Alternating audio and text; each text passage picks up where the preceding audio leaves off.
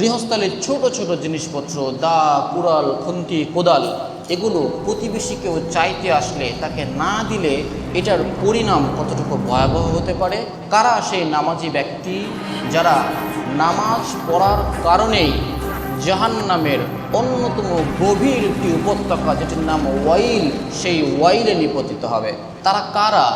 যারা পরকালকে, আখিরাতকে, কিয়ামত দিবসকে অবিশ্বাস করে, মিথ্যা প্রতিপন্ন করে। সূরা আল মাউন এটি আসলে কি?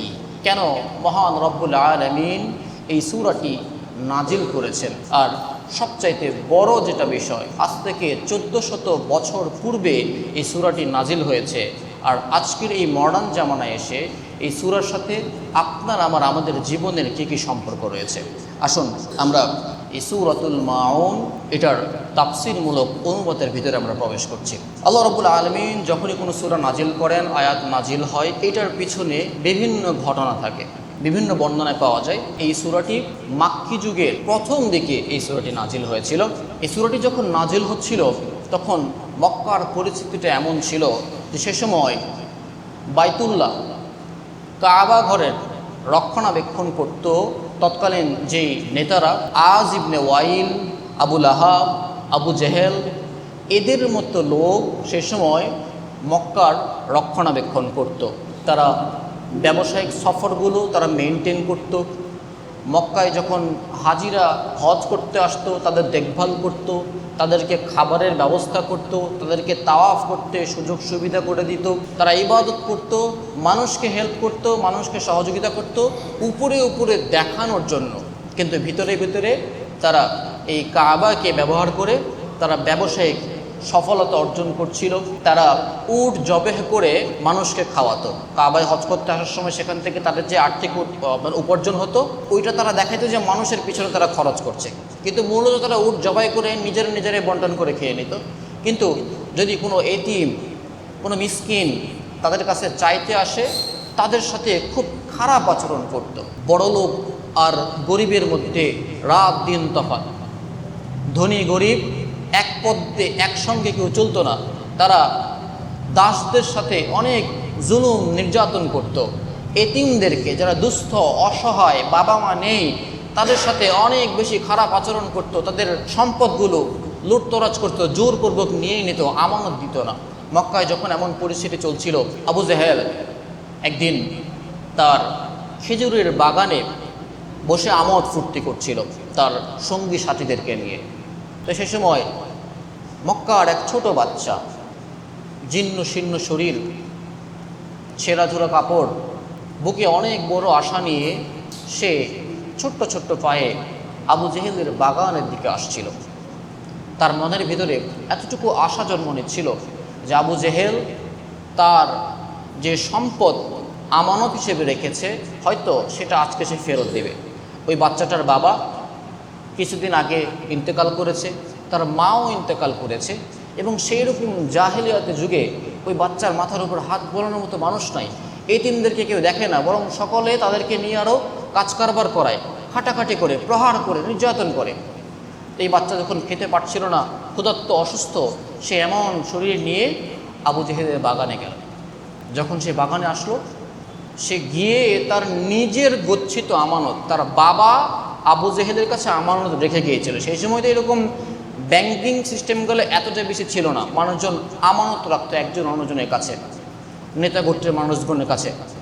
তো তার বাবা এরকম কিছু আমানত রেখেছিল, সেটা ফিরে নেওয়ার জন্য গেছে। তো যে সে মাত্র চাইবে তার আগে আবু জেহেল বলছে, বিতাড়িত হয় এখান থেকে, সরে যায় এখান থেকে, তুই আবার ফকিরের মতো আমার কাছে চাইতে আসছিস। সে বাচ্চা বলছে, আমি তো ভিক্ষা নিতে আসিনি, আমার বাবা আপনার কাছে যে আমানত রেখে গেছেন সে আমানত নেওয়ার জন্য আসছি। আবু জেহেল তাকে অনেক খারাপ আচরণ করে ওখান থেকে বিতাড়িত করে দিল। বাচ্চা মন খারাপ করে কান্নাকাটি করতে করতে সে যখন হাঁটতে হাঁটতে ফিরছিল, এমন সময় আশেপাশে অন্যান্য যারা সঙ্গী সাথী রয়েছে আবু জেহেলের, তারা তখন বলছিল, এই বাচ্চা শুনো, এদিকে শোনো, কী হয়েছে তোমার? যে এরকম আবু জেহেল আমার সম্পদ, আমার বাবা আমানত রেখে গেছে, সেটা আমাকে ফিরিয়ে দিচ্ছে না।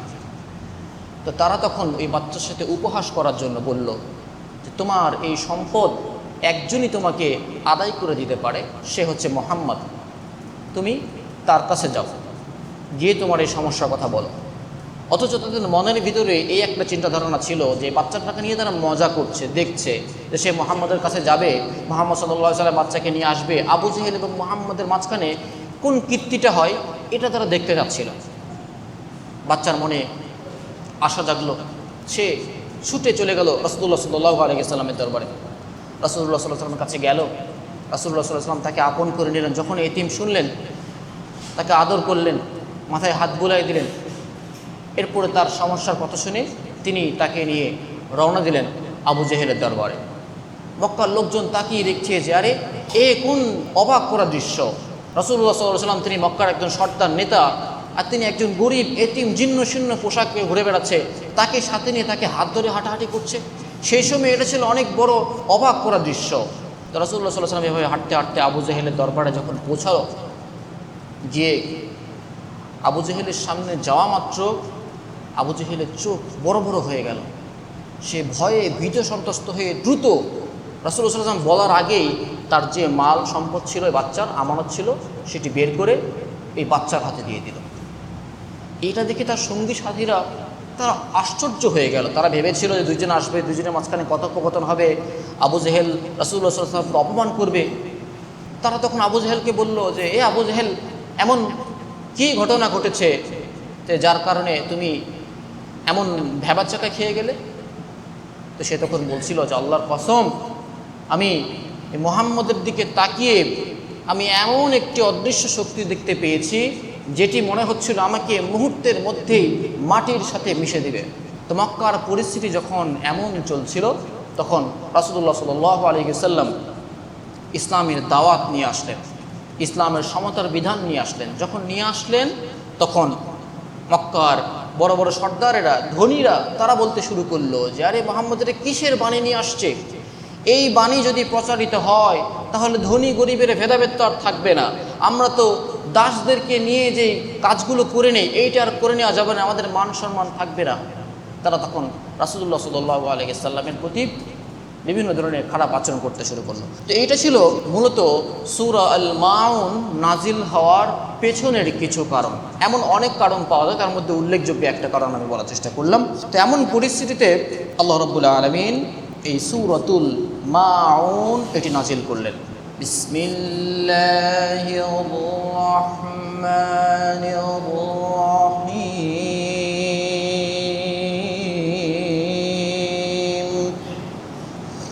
أرأيت الذي يكذب بالدين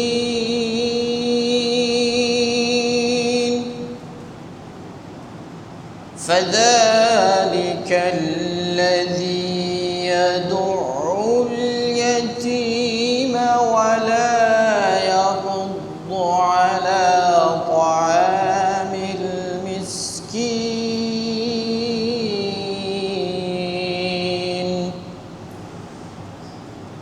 فويل للمصلين الذين هم عن صلاتهم ساهون الذين هم يراءون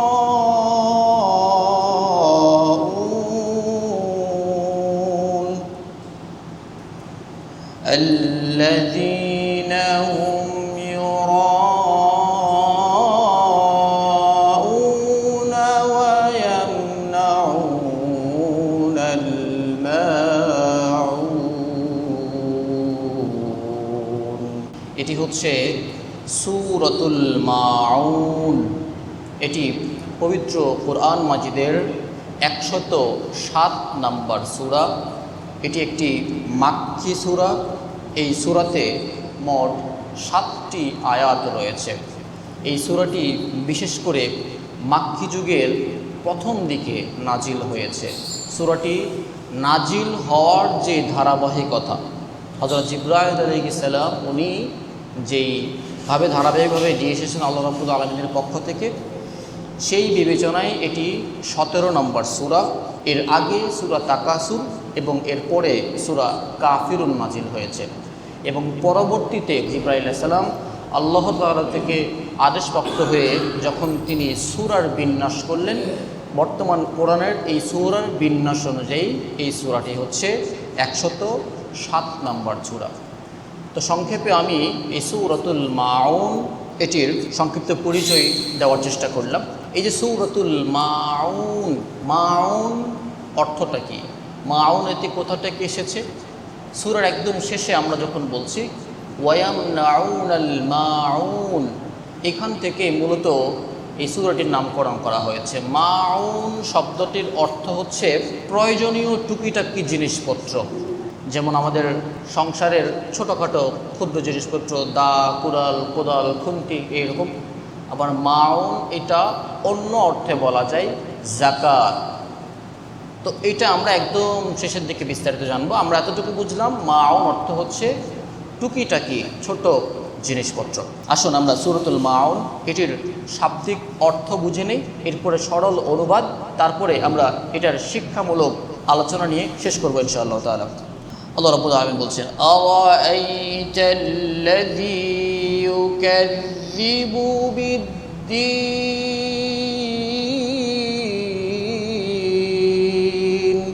আরাআইতা, আপনি কি দেখেছেন? আল্লাযী, ওই ব্যক্তিকে, ইউকাযযিবু, মিথ্যা প্রতিপন্ন করে, বিদ্দীন, এই দিন বলতে কিয়ামত দিবসকে। আল্লাহ রাব্বুল আলামিন রাসূলুল্লাহ সাল্লাল্লাহু আলাইহি সাল্লামকে উদ্দেশ্য করে বলছেন, ইয়া রাসূলুল্লাহ, আপনি কি দেখেছেন ওই ব্যক্তিকে যে পরকাল দিবসকে, কিয়ামত দিবসকে অস্বীকার করে, মিথ্যা প্রতিপন্ন করে? কারা এই শ্রেণীর মানুষ? পরের আয়াতে আল্লাহ রাব্বুল আলামিন বলছেন, فَذَلِكَ الَّذِي يَدُعُّ الْيَتِيمَ।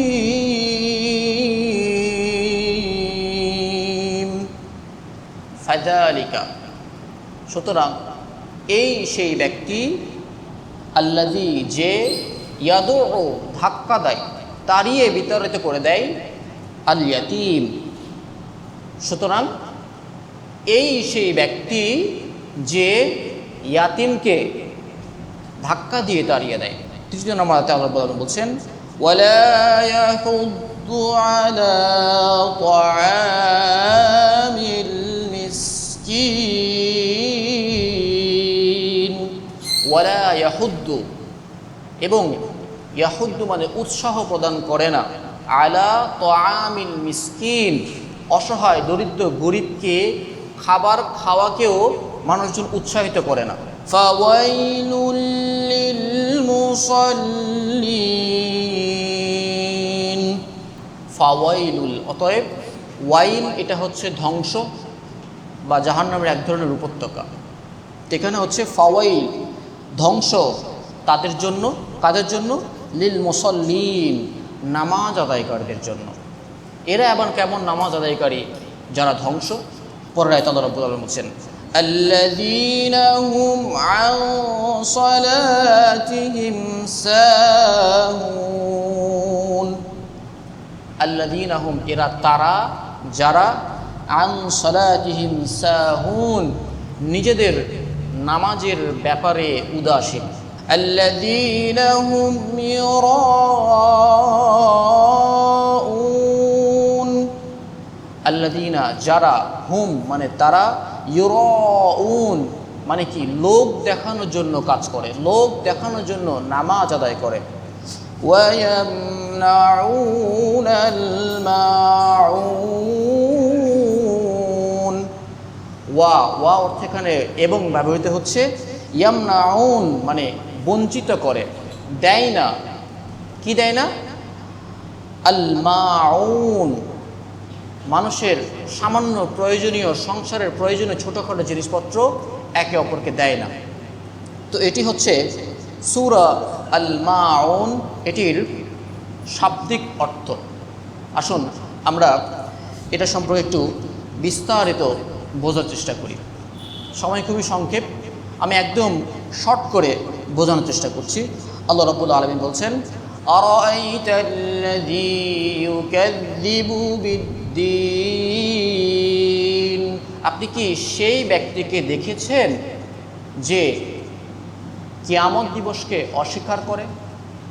কিয়ামত দিবসকে অস্বীকার করছে কারা, তাদের কিছু পরিচয় এখানে আল্লাহ রাব্বুল আলামিন দিয়েছেন। ফাযালিকাল্লাযী ইয়াদুউল ইয়াতীম, যারা এতিম, অসহায়, দুস্থ, এদেরকে খাবার দেওয়া থেকে বিরত থাকে, মানে ধাক্কা দিয়ে তাড়িয়ে দেয়। আমাদের সমাজে এমন মানুষ আছে কি? আমরা কেউ জানিই না আমাদের সমাজে আছে কি নাই।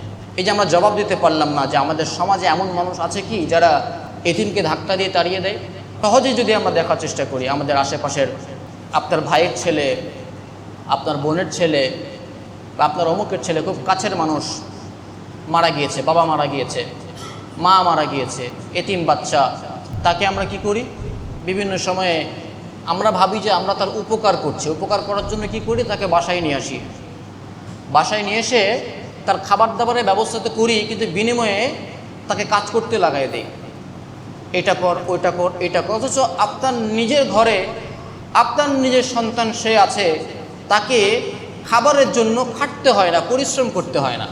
কিন্তু আপনি একজন ইয়াতিম সন্তানকে, আপনার আপনজন আত্মীয়, তাকে নিয়ে এসেছেন, আপনি খাটিয়ে নিয়ে তাকে খাবার দিচ্ছেন। আপনারা হয়তো দেখেননি, আমি দেখেছি, বহু মানুষ এমন দেখেছি। আমাদের সমাজে এরকম প্রচলিত নিয়ম আছে, যারা এতিম হয়ে যায় নিয়ে এসে রাখার নাম করে তাকে দিয়ে আমরা কাজ করাই। সমাজে আমরা এমন অনেক মানুষ দেখি, এতিমদেরকে আমরা খাবার দিই না, খাবার দিতে উৎকণ্ঠা বোধ করি। বাসায় যখন ইয়াতিম কেউ আসে, লিল্লা ফান্ড থেকে, লিল্লা বোর্ডন থেকে চাইতে আসে, তাদের সাথে বরং আমরা খারাপ আচরণ করি। তো দ্বিতীয় আয়াতে আল্লাহ রাব্বুল আলামিন বলছেন, ওয়ালা ইয়াহুদ্দু আলা তাআমিল মিসকিন। কিয়ামত দিবসকে অস্বীকার করছে কারা? প্রথম, ইয়াতিমদেরকে খাবার দেয় না, তাদেরকে বিতাড়িত করে দেয়। দ্বিতীয়, এমন শ্রেণীর মানুষ যারা নিজেরা খাবার তো দেয় না, বরং অন্য কাউকে সাহায্য করার মনোমানসিকতা এইটাও তৈরি করে না, কাউকে ইন্সপায়ারও করে না, বরং তাকে আরও মিথ্যা ভুলভাল বুঝে ওটা থেকে বিরত রাখে। আমাদের সমাজে এমন শ্রেণীর মানুষ হয়তো নাই, আমরা মনে করি নাই। এটা যখন সূরা মাউন আমি তাফসীর দেখছিলাম, তখন আমার চোখে জাস্ট মানে ক্লিয়ার পানির মতো ভাসতে শুরু করছে যে আমরা তো প্রতিনিয়ত এই জিনিসগুলো করছি, প্রতিনিয়ত এই জিনিসগুলো দেখছি। যেমন একজন সায়েল, একজন ফকির, সে যখন ভিক্ষা চাইতে আসে, নিজেরা দেই না তো দেই না, আমি দিতে নাই পারলাম, তাকে বলতে পারলাম যে বাবা তুমি অমুক জায়গায় যাও, অমুক ব্যক্তি দানশীল আছে, তার কাছে গেলে তুমি পাবে। বরং আমরা কি করি? আমরা তাকে দেই না, তাকে বিতাড়িত তাড়িয়ে দেই। আবার মানুষের সামনে গল্প করি যে এই লোকটা দেখতে সুস্থ মনে হচ্ছে, কাজ করে খেতে পারে না, হুদায় আসছে চাইতে। আপনি জানেন না তার পিছনে কি ব্যাকগ্রাউন্ড, কি হিস্টোরি রয়েছে। মানুষের এতিমখানার বাচ্চারা চাইতে এসছে, হুজুররা চাইতে এসছে, এই লোকগুলা বারবারই আসে। এত দেয়নি যে কি করে এরা, এদের দেওয়া হবে না ভাই, দিয়ে মাদ্রাসা দিয়ে খালি লোকজনের ছোটো বছর বাচ্চারা খালি খাটায় নেবে বেড়ায়, এরকম কথা মনে আমরা বলি না? অহরহ মানুষ এরকম বলছে, অহরহ মানুষ আমরা আচরণগুলো করছি। এতিমদেরকে তিরস্কার, তুচ্ছ তাচ্ছিল্য করছি, নিজে তাদেরকে যে তুচ্ছ তাচ্ছিল্য করছি, অপরকেও আবার সেটা করার জন্য রেডি করছি। বরং আমাদের এখানে উচিত ছিল কি, যে আমি নিজে দান সাদাকাহ করব, এতিমদের প্রতি আদর যত্ন করব, অপরকে আরও উৎসাহিত দিব, নিজে না পারলেও দেখাই দিব, বাবা আমি পারি না, আমার এলাকার অমন মানুষ দানশীল আছে, তুমি একটু অমুক জায়গায় যাও, বা চলো তোমার এমন সমস্যা, তোমাকে সাথে নিয়ে আমি একটু হেল্প করি। এরকম মনমানসিকতা যারা তৈরি করে না, তারা হচ্ছে কিয়ামত দিবসকে অস্বীকার করছে। পরের আয়াতে আল্লাহ রাব্বুল আলামিন বলছেন, ফাওয়াইলুল লিল মুসাল্লিন। অতএব দুর্ভোগ, ধ্বংস নামাজ আদায়কারীদের। এরা কোন শ্রেণীর মানুষ, কোন শ্রেণীর নামাজি? আল্লাহ রাব্বুল আলামিন নামাজ পড়তেও বলছেন, আবার বলছেন যে ধ্বংস ওইসব নামাজ আদায়কারী, নামাজ পড়েও জাহান্নামী। ফাওয়াইলুল, এই যে এখানে ফাওয়াইল বলা হয়েছে, ওয়াইল এটা হচ্ছে জাহান্নামের একটি উপত্যকার নাম। এটি জাহান্নামের এতই বড় গভীর একটি গর্ত, যেখানে যাদেরকে ফেলা হবে, বিভিন্ন বর্ণনায় পাওয়া যায় যে ওই তল পর্যন্ত পৌঁছাতে 40 বছর পর্যন্ত ওই মানুষ শুধু পড়তেই থাকবে, পড়তেই থাকবে, পড়তেই থাকবে। এরকম অতল গভীরে ফেলা হবে মুসল্লিন, নামাজি ব্যক্তিদেরকে। তা আমরা হয়তো সেরকম নামাজি ব্যক্তি নই, আমাদের ভিতরে হয়তো এরকম নাই। তো কারা ওই কোয়ালিটির নামাজি ব্যক্তি? আসুন আমরা দেখি। আল্লাহ রাব্বুল আলামিন বলছেন, আল্লাযীনা হুম আন সালাতিহিম সাহুন, তারাই সেই ব্যক্তি যারা নিজেদের নামাজের ব্যাপারে গাফেল, নামাজের ব্যাপারে উদাসীন। নামাজের ব্যাপারে উদাসীন কেমন? যেমন নামাজের ব্যাপারে আমরা উদাসীন কিভাবে? নামাজ পড়তে হবে, পড়ছি, একটা বোঝা মাথার উপর আছে, পড়া লাগবে, পড়ছি। আমার কিয়ামত দিবসের প্রতি বিশ্বাসটাই, আমার সওয়াব হচ্ছে নাকি গুনাহ হচ্ছে এটা আমার দেখার কোনো বিষয় নাই। পড়তে হবে তো ঠিক আছে, যখন মন চাই তখন যেয়ে পড়ছি। আজান হয়ে গেছে, নামাজ হয়ে গেছে, ওয়াক্ত শেষ হয়ে গেছে, তারপরে যে মন চাইলে পড়ছি। জুমার দিন আজান হয়েছে, খুতবা শেষ হয়েছে, কোনো মতে 2 রাকাত ধরলেই হলো, এমন মনোভাব বুঝে আমরা প্রকাশ করি না। আমাদের সমাজে বুঝে এমন মনে দেখা যায় না। এগুলো হচ্ছে নামাজের পিছনে উদাসীনতা। আপনার মনের ভিতরে এই ভয়টা কাজ করছে না। যদি আপনার ভিতরে আখিরাতের প্রতি বিশ্বাস থাকতো, তাহলে আপনার ভিতরে অবশ্যই এই দিনটা এই নিয়তটা কাজ করতো যে না, আমাকে আগে ভাগে অবশ্যই যেতে হবে, খুতবা ওয়াজিব আমাকে শুনতে হবে, আমাকে নামাজে আগে ভাগে উপস্থিত হতে হবে, ওয়াক্ত মতো নামাজ আদায় করতে হবে, আমার নামাজ জামাতের সাথে আদায় করতেই হবে।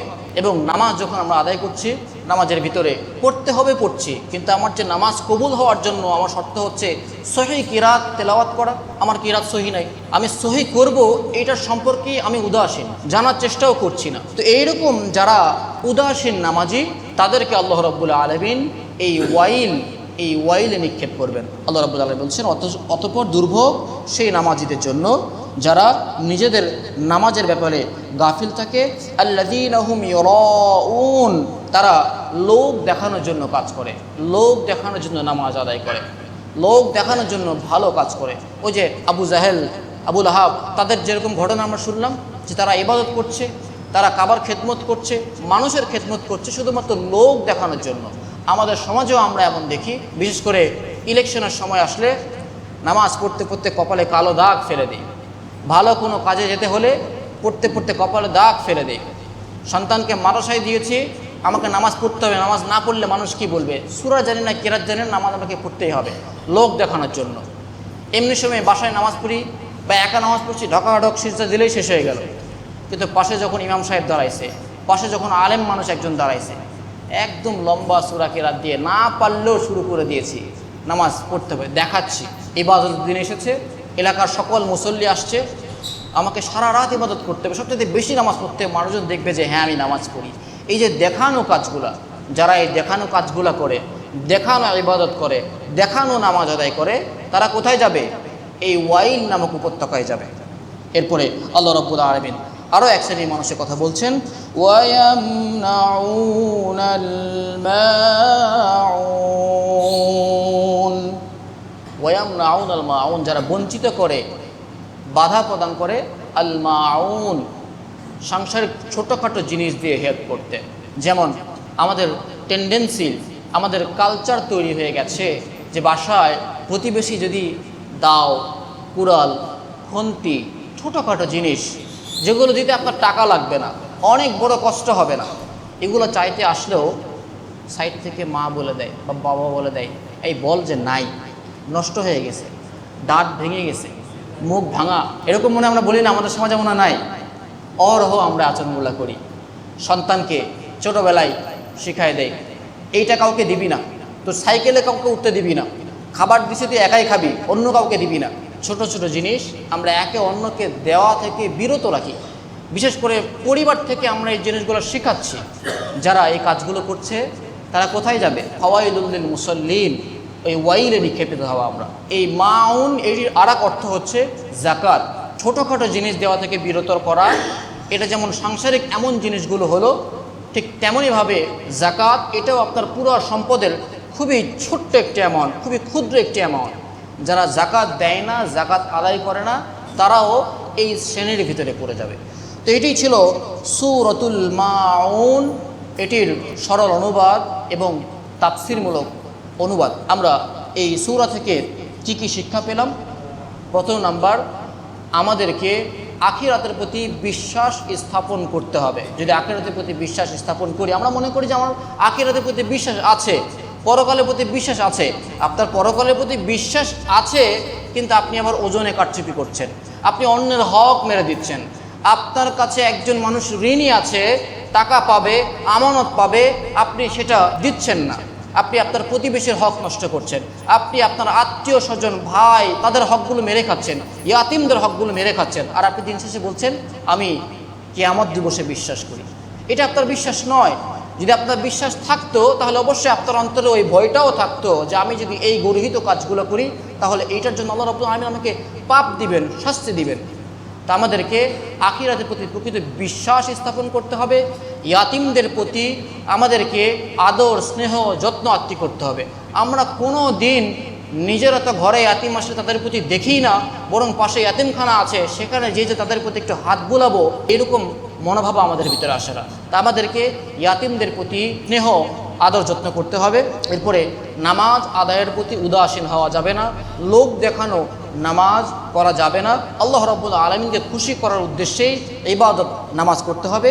এবং সর্বশেষ মাউন, সংসারের ছোট ছোট জিনিসপত্রগুলো মানুষকে দিয়ে, প্রতিবেশীকে দিয়ে সহযোগিতা করতে হবে। আল্লাহ রাব্বুল আলামিন আমাদেরকে সূরাতুল মাউনের এই শিক্ষাগুলো বোঝার, অন্তরে ধারণ করার এবং আমল করার তৌফিক দান করুন। আমরা সকলেই বলছি আমিন।